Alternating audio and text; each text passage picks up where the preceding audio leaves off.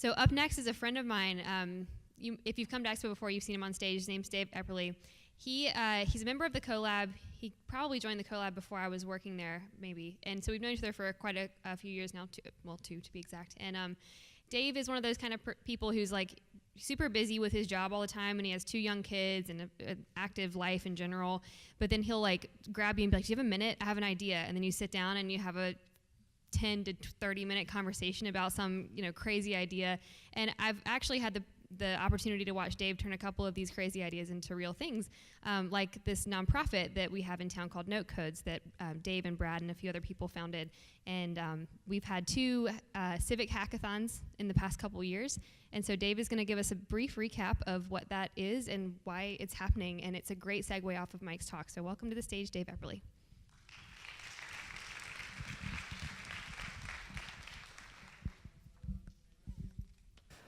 Yeah, great. Good morning, everybody. It's a pleasure to be here. Thank you so much for having us. We're going to talk a little bit about hacking today.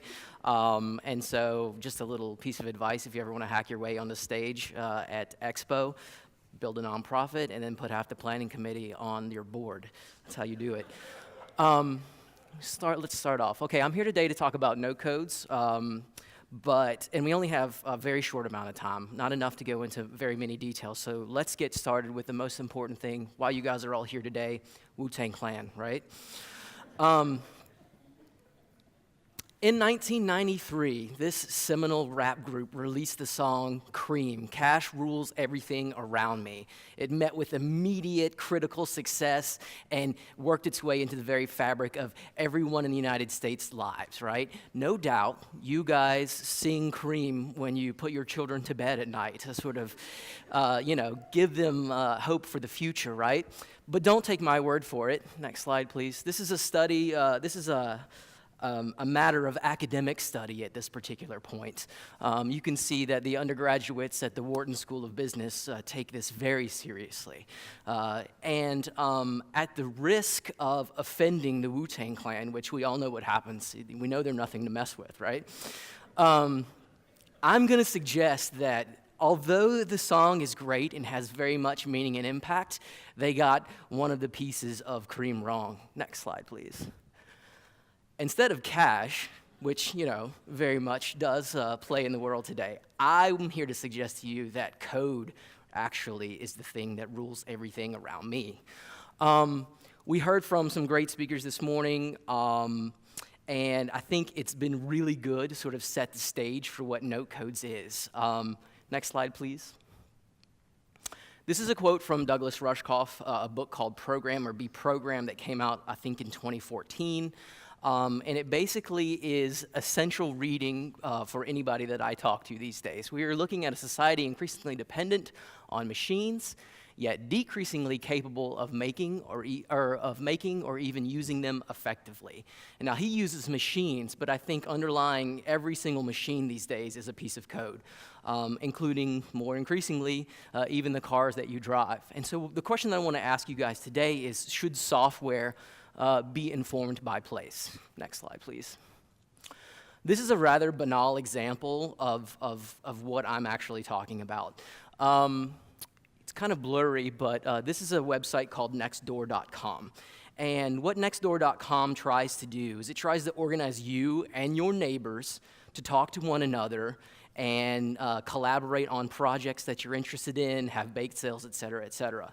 A pretty decent idea, I would say, but if you look down in the lower right-hand corner on this slide and buried within the terms of their website, it says, "Made for you with love by your friends in San Francisco," right?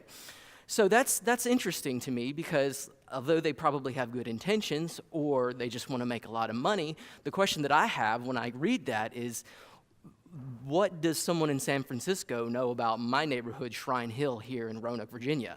And the ways that they have set up for me to communicate with my neighbors, are they the same that they communicate with their neighbors in San Francisco? And if you want to take it to the extreme, does an intern riding a Google bus to work every day know about me and what I want to do with the rest of my life in terms of communicating with my neighbors? So, next slide, please. Someone far away is deciding how you talk to your neighbors. And though that was kind of a rather boring example, we can take it to the extreme. In Boston in 2014, the city developed an app which basically determined where to spend money on potholes. It had an attachment to an accelerometer in your iPhone or your Android phone, and then whenever you went over a bump, it would map that. They correlated those bumps, and the city allocated funds to fix potholes based on that data. What they found was that only a certain percentage of the population were downloading those particular applications, right? And so all of the money that was spent to fix those potholes in the city of Boston was directed at those neighborhoods. They tended to be young and affluent, right? So if you don't think that the code rules everything in your lives these days, then I think that you could peel back the layer there and start to make an argument that it does. I think that we can do better. My friends at Note Codes think that we can do better. And I want you to think about this in the vein of the local movement. Buy local, drink local, eat local, invest local, we heard today. I think that we should start to think about code local and what that means. Next slide, please. Roanoke, as we all know, has been undergoing a change. I mean, I think cities are constantly undergoing change, but we've heard a lot recently about how Roanoke is improving. You can make an argument for the better. And I think that although we have a great medical technology community, we're starting to look at ourselves as an outdoor destination. And obviously we heard from Deschutes yesterday about the whole craft brewing scene. There's a lot of pieces that have not fallen into place that we need to do to make that a cohesive whole, right? And Note Codes is just part of that. This quote, what we're doing is changing the software of the city by Mr. Westbury there, is reference to city code, right? But he actually said software. I think it was a nice Freudian slip that leads us to sort of where we want to be with Note Codes. Next slide, please. So what are we? We are 501c3 recently as of this year, and we are simply put a platform for technology-based community building. There are many different parts to that, but the bottom line is very much in the vein of the design thinking talk that we just heard earlier today. We are not sure where this thing is going to end, and we're all about rapid experimentation, fast failing, and figuring out what works for us with respect to the code that rules our lives here in Roanoke. So it is our platform for community building, and we've very much chosen to engage. Next slide, please, sorry. There are 3 parts at present to Note Code. We run a series of 6-week seminars for local nonprofits to teach them how to build their own web tools, mostly in the form of websites, and WordPress is probably the leading example of what we could say here. But you know, we feel that that those folks need the resources to be spent internally rather than spending them on someone to develop a WordPress site for them. So we're teaching them how to do that. The second piece there is representative of our hackathon. We've had 2 of these. The last one ended up about 2 weeks ago, and I'll share with you some of the stories from that in 1 minute. And then the last piece, which is very important, which harkens back to some of the stuff that Mike was talking about earlier, is in partnership with Big Brothers Big Sisters, a kids coding camp that teaches the next generation of coders to start learning how to manipulate these machines using Scratch programming. Next slide, please. So on September 24th and 25th this year, we had our Civic Hackathon. It's our second one. It went from 9 a.m. on the 24th to 9 a.m. on the 25th, and it was really dumb to do that. Because it hurts. It hurts when you're older now to do an all-nighter like that. And I mean, kind of in jest, but it was tough, really.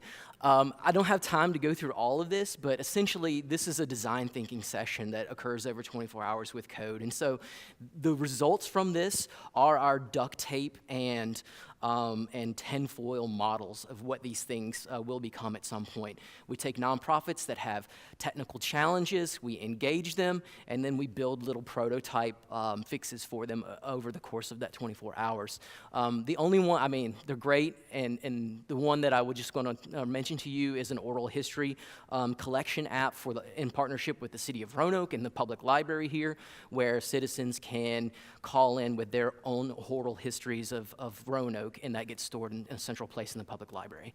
Next slide, please. So we've learned a little bit over the last couple of years, and I'll go quickly through these. And there's many, many more. There's just not enough time to talk about many of these. But the hardest part about software is the people. It really is. And this flows into some of the other things that I would talk about with regards to handover. But what we've determined is if you don't have like a core group of really dedicated individuals and in partnership with the people that you're trying to engage, then it's kind of a really no-win situation. And especially with respect to software, you can actually do more harm than good by dumping some tool on an organization that doesn't know how to use it and maintain it, et cetera, et cetera. And this is a very long game kind of thing for us. I mentioned earlier this is the second year. Everything that we've done up until this point is basically a prototype, but we're still really figuring out how we actually get in on the ground and work with these organizations. And the hackathons, of course, are for failing hard. Josh McManus quote there at the bottom, fall in love with the problems, not with your solutions, and that is pretty much within the DNA of everything that NoteCodes does. Next slide, please.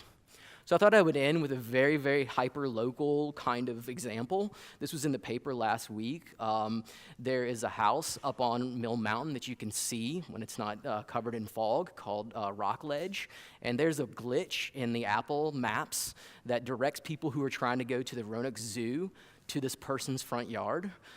And so, bad news for the zoo, they lose out on all this revenue, but the article is really interesting in that, the people who live here have met a lot of folks from out of town traveling through just to sort of like try to see the zoo, and it's really interesting, and we would look at that and say, okay, what can we do about it, number one, but also how can we build off of that and maybe do something very interesting. But on a more serious note, I wanted to read this quote just so I could get it right, and it harkens back to some of the stuff that we had heard earlier today. In 2014, the White House released a study about big data, which is basically all of the things that will be used to decide city code, city projects, neighborhood kind of ideals going forward, right? This idea of big data, and as we instrument more and more of our lives, how that may be an issue. This is from the White House study in 2014. At its worst, an error in data can deliberately or inadvertently perpetuate, exacerbate, or mask discrimination, right? And so when you start thinking about things like Flint and all of the discovery that had to take place in order to bring that to light, and the fact that we're instrumenting more and more about our lives today, we really think that it's important that the people who write that code, that collects that information, know something about it, and if it's going to touch you, you need to understand it in an important way. Next. So I'll sum up there. If you have any questions, I'll be happy to talk with you more. Visit us on our website, notecodes.org. Write us an email, and we're happy to talk about what lessons we've learned implementing our ideas here in Roanoke. Not that they'll likely apply, but maybe not have to cross that same bridge twice. Thank you very much for your time.